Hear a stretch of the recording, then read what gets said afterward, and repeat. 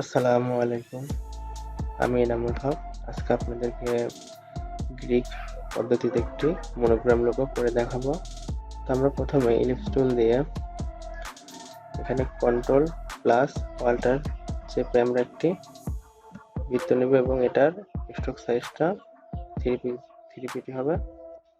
এরপর এটাকে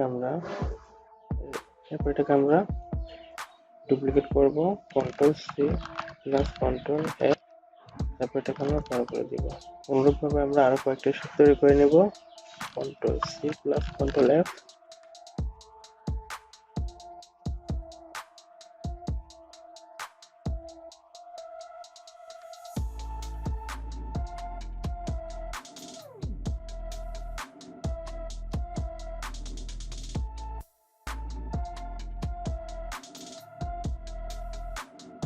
শেপগুলো তৈরি করে নেওয়ার পর আমরা এখান থেকে একটি লাইন নিব। এটার সাইজ 3 পিক্সেল থাকবে। এটাকে আমরা কপি করে এগুলোকে আমরা দিয়ে দিব।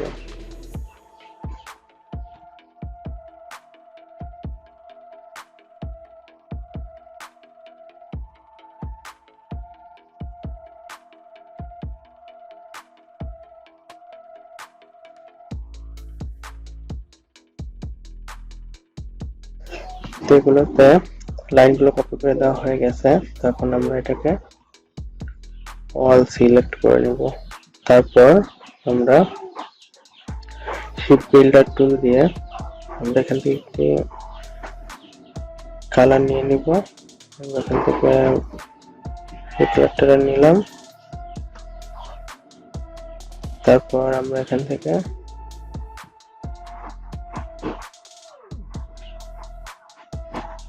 এগুলোকে আমরা মিলিয়ে দিব।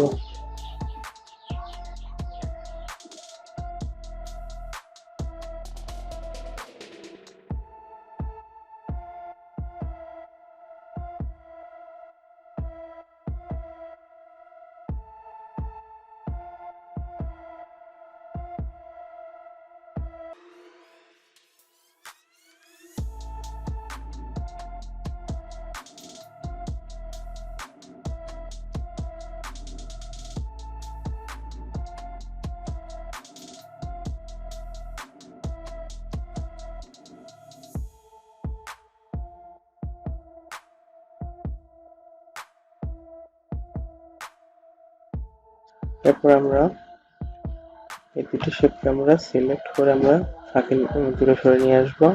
তারপর বাকি শেপগুলোকে আমরা কিবোর্ড থেকে ডিলিট প্রেস করে কেটে দিব। এখন নতুন যে দুটো শেপ আমরা ক্রিয়েট করলাম, এটাকে আমরা এখন সিলেক্ট অবস্থায় দেখুন এখান থেকে স্ট্রোক কালার 3 পিক্সেল দেওয়া আছে। এটাকে আমরা কি করব, বন্ধ করে দিব। এখন দেখতে পাচ্ছেন আমার লোগোটি কিন্তু হয়ে গেছে। এখন এটাকে আমরা কন্ট্রোল জি প্রেস করে গ্রুপ করে দিব। আমরা টাইপ টুল দিয়ে এখানে আমরা কিছু লিখে দিতে পারি।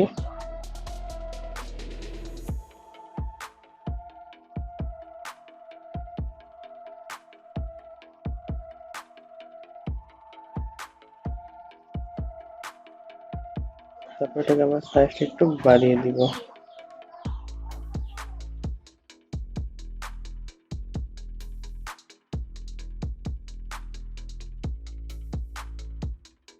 এটাকে ইচ্ছা করলে আপনি এখান থেকে ফন্ট চেঞ্জ করে দিতে পারেন।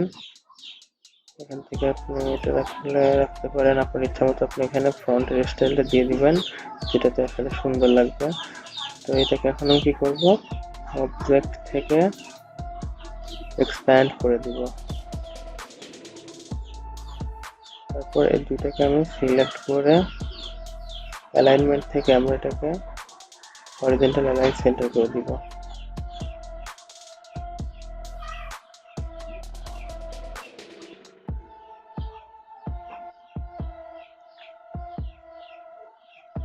কালার ইচ্ছা করলে চেঞ্জ করে দিতে পারেন আপনাদের ইচ্ছা মতো, যেটাতে অনেক সুন্দর লাগবে আপনারা সেই কালারটা দিয়ে দিতে পারেন।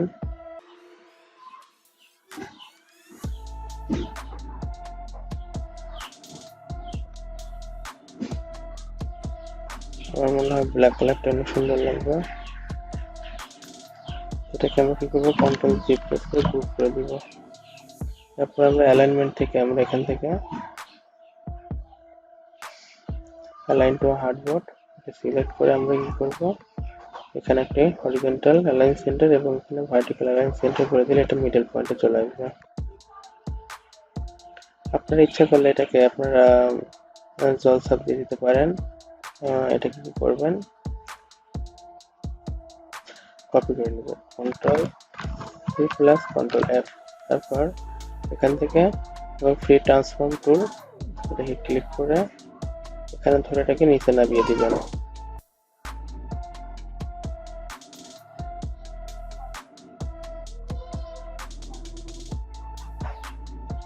তারপর এটাকে কি করবেন, উপরের দিকে নিয়ে দিবেন। এখন নিচের এই যে শেপটিকে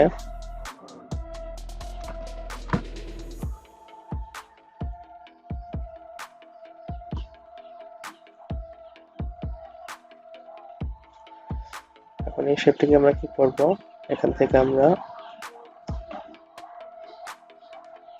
অপেসিটিটা কমিয়ে দিব, এখানে 30% রাখবো, দেখি কেমন হয়। হ্যাঁ, এটা ঠিক আছে। তো এখন আপনারা আরেকটু কমে দিতে পারেন, আর সুন্দর লাগবে, 28% দিয়ে দেখবেন। এরপর এটাকে এখন আমরা এটাকে সিলেক্ট করে গ্রেডিয়েন্ট অপশন থেকে আমরা এখানে ব্ল্যাক এবং হোয়াইট রাখবো। তারপর আমরা এটাকে গ্রেডিয়েন্ট টুল দিয়ে আমরা এটা কি করব, কালারটা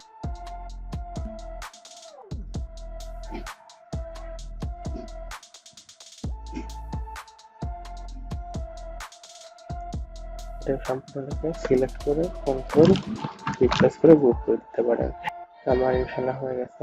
তো আপনারা ডিজাইনটি এভাবে প্র্যাকটিস করবেন, ইনশাল্লাহ পরবর্তী ভিডিওতে